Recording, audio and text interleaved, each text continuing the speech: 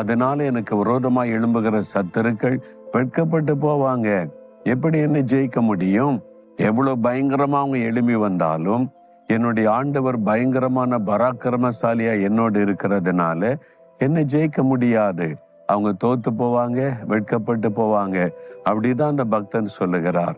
இப்படி அநேக சம்பவங்கள் வேதத்தில் எழுதப்பட்டு இருக்கிறது. உங்க வாழ்க்கையில கூட இன்றைக்கு ஏதோ ஒரு காரியம் உங்களை பயப்படுத்துகிற பயங்கரமான பிரச்சனையாய் வந்திருக்கிறது.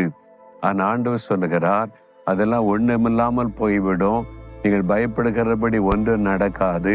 அவைகளை ஒன்றுமில்லாமல் செய்கிற பயங்கரமான தேவன் உங்களோடு கூட இருக்கிறார்.